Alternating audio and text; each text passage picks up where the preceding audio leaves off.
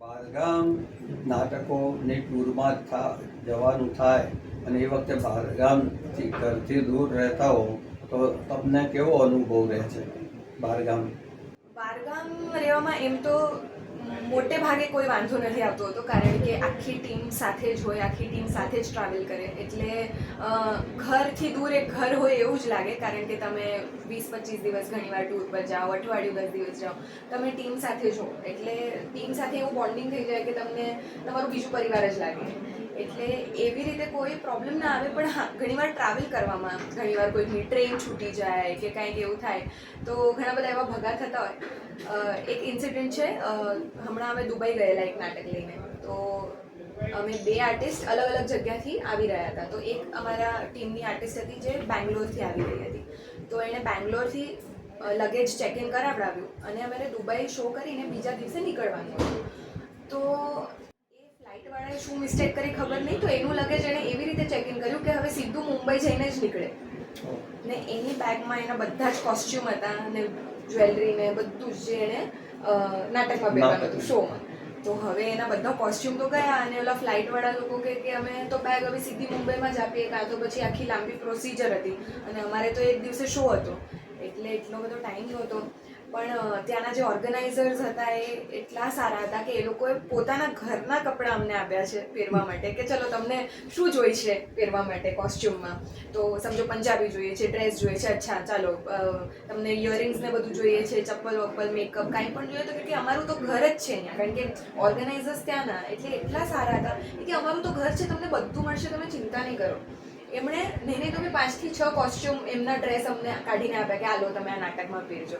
એટલે એવી રીતે બધું સચવાઈ ગયું. પણ તમે વિચારો કે ક્યારેક આવી રીતે આખી નાટકની એક બેગ જતી રહે, જે વસ્તુ નાટકમાં કામ આવવાની હોય શોમાં, ત્યારે અમે કેવા અટકી પડીએ. પણ પછી ક્યાંકથી ને ક્યાંકથી રસ્તો પણ નીકળી પડે. એટલે આવી બધી વસ્તુઓ થતી રહેતી હોય ઘણીવાર, પણ મજા આવે. પણ આના ઉપરથી જ એક દાખલો આપું તમને. INTના પ્રખર નાટ્યકાર પ્રવીણભાઈ જોશી, એમનું નાટક અમદાવાદ ખાતે ટાઉન હોલમાં હતું અને એ વખતે ચાંદીની મૂઠવાળી લાકડી પ્રોડક્શનવાળા ભૂલી ગયા હતા અને સાંજે શો ટાઉન હોલમાં શો અને પ્રવીણભાઈ શિસ્તના અને કોસ્ચ્યુમના ખૂબ જ આગ્રહી. તેમને ચાંદીની લાકડીની દરેક જગ્યાએ તપાસ કરી પ્રોડક્શન માણસો દ્વારા, પણ ક્યાંય હતી નહીં. છેવટે ખ્યાલ આવ્યો કે મુંબઈ ભૂલી ગયા છે. તો એ દિવસે ચાંદીની લાકડી માટે એ નાટકનો શો બંધ રાખ્યો અને બીજે દિવસે કર્યો. આવી નાટક પ્રત્યેની લાગણી, આવા પ્રવીણભાઈ જોશી જેવાને સ્વર્ગસ્થ એમને યાદ કરીએ ત્યારે આપણને તમારા અનુભવ પરથી એવું લાગે કે ભાઈ ખરેખર એ નાટકનો જીવ હતો અને નાટક ખરેખર પ્રેક્ષકોને અને નાટ્ય અત્યારે જે નાટકો કરે છે એ પ્રોડ્યુસરોને માટે પણ ખૂબ જ આ પેલું છે. હવે તમે નાટકો બધું આટલા બધા કર્યા, હાથ કર્યું છે, એ પછી સિરિયલમાં ને એમાં કઈ રીતે તમારું? એટલે સિરિયલમાં એક તો નાનપણમાં મેં કામ કરેલું એઝ અ ચાઇલ્ડ આર્ટિસ્ટ, પણ એના પછી તો એ તો શોખ પૂરતું એમને મમ્મી એકવાર લઈ ગઈ હતી ને થઈ ગયેલું. પણ ક્યારેય પણ નાનપણથી જ એક્ટિંગ કરવી છે એવું નહોતું વિચાર્યું. જેમ અત્યારે ચાઇલ્ડ આર્ટિસ્ટ ઘણા બધા હોય છે જે એકદમ સ્કૂલ ને બધું સેટ પર ભણતા હોય, એક્ઝામ આપતા હોય, તો મારે એવું નહોતું. પણ મોટા થયા પછી સૌથી પહેલાં તો થિયેટરથી જ શરૂઆત કરી.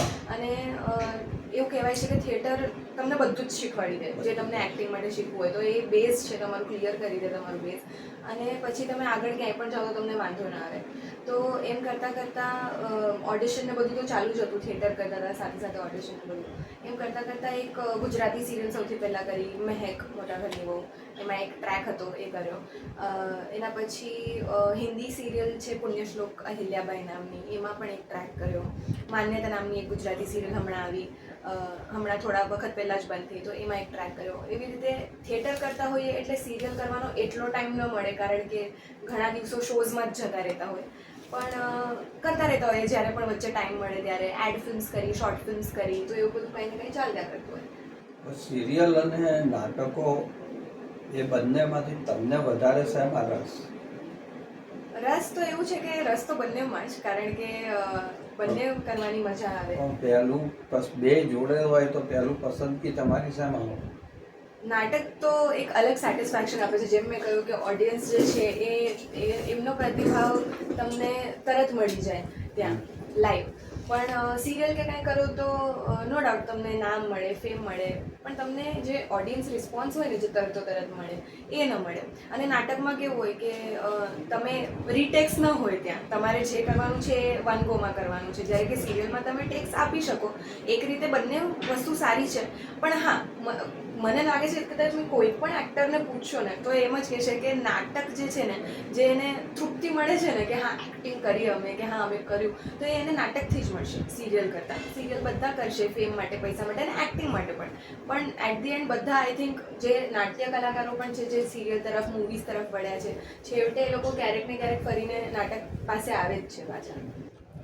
સાહિત્યમાં તમારું આખું પરિવાર, અત્યારે તમને સાહિત્યમાં કંઈક નવું લખવાનું એવું કોઈ તમને પોતાને સૂઝે છે ખરું કે ભાઈ સારી વાર્તા લખીએ, કે સારું ડ્રામા લખીએ, અથવા સારું કોઈ કવિતા કે એવું કંઈ તમને એવું અંદરથી પ્રેરણા જાગતું હોય અથવા થતી હોય અથવા કંઈક લખ્યું હોય હમણાં? હા, એટલે દાદા તો કથાકાર હતા જ. મમ્મી પપ્પા કવિયત્રી છે. નાનપણથી એવું બધું શીખવાડવામાં આવ્યું છે કે લાઈક કાંઈ પણ હોય કે કવિતા આવી રીતે લખાય, કે આ છે તે છે. તો નાની હતી ત્યારે હું લખતી હતી કવિતાઓ, તો મેં બાળ કવિતાઓ લખી છે. અને મારી એક કવિતા એ ગુજરાતી મીડિયમના 7મા ધોરણ કે 8મા ધોરણની બુકમાં પણ આવી છે. એટલે એ લખ્યું છે નાની હતી ત્યારે. હવે પણ લખું છું, પણ હવે હું મારા પૂરતું જ લખું છું, લોકો માટે નથી લખતી. હું જે મારું લખેલું હોય છે એ મારી ડાયરીમાં, મારી બુકમાં મારી પાસે હોય છે. અને ઘણા લોકો કહે મને ઘરેથી પણ કહેતા હોય છે કે લખ. પણ આઈ થિંક એ એવી વસ્તુ છે કે જ્યાં સુધી તમે જ્યારે લખવાની શરૂઆત કરો, તમને જ્યાં સુધી એવું ન લાગે કે આ મારું બેસ્ટ છે, ત્યાં સુધી તમને પછી એ લોકોની સામે લાવવામાં તમને સંકોચ થાય એવી રીતે. એટલે લખ્યા કરતી હોઉં છું, પણ એ મારા પૂરતું. અને જેમ મેં કીધું તમને કે દાદા મુંબઈ આવેલા ત્યારે એમને એક્ટર બનવું હતું. એટલે એ જ્યારે મુંબઈ આવ્યા તો એ બોલિવૂડ ફિલ્મ્સમાં એઝ એન અસિસ્ટન્ટ ડિરેક્ટર એમણે કામ કરવાનું શરૂ કર્યું. તો એમણે અમુક વર્ષો ત્યાં કામ કર્યું, પણ પછી એમને ખબર પડી ગઈ કે એક્ટર બનવું એટલું સહેલું નથી આજની તારીખમાં. એટલે ત્યારે આજની તારીખમાં નથી, ત્યારે તો બિલકુલ જ નહોતું. તો કે એક્ટર બનવું એટલું સહેલું નથી. અસિસ્ટન્ટ ડિરેક્ટર તરીકે કામ કર્યું, બધું કર્યું. પછી એમને ખબર પડી ગઈ કે ના, આ મારું કામ નથી. એટલે એ લખવા તરફ વળ્યા અને એમણે એક બુક લખી છે જેનું નામ છે અસલી નકલી ચહેરા. જે ત્યારની જે એમના અનુભવો છે, જે એમણે બોલિવૂડમાં જોયું છે, શું કેવી રીતે થાય, તો એક્ટર્સની લાઈફ ઉપર લખ્યું છે કે અસલી નકલી ચહેરા. તો એના પછી એમણે જે નોવેલ્સ લખી એમાં એમને એટલી પ્રસિદ્ધિ મળી કે એમણે એક્ટિંગ લાઈન વિચારવાનું છોડી જ દીધું અને એ લખાણ તરફ જ આગળ વધ્યા. તો ક્યાંક ને ક્યાંક એવું છે કે બધા જ હવે એમ કહે છે કે દાદાની જે ઈચ્છા હતી એ ક્યાંક ને ક્યાંક હું પૂરી કરી રહી છું. સિને સરિતાના પ્રાયોજક છે Ruku herbal products, gold hair oil અને ડાયમંડ મસાજ ઓઇલ. સવારની લહેજત, ગરમાગરમ ચા અને વ્રજકિશન ભૂમિ અખબાર. વ્રજકિશન ભૂમિ, સિને સરિતાના મીડિયા પાર્ટનર.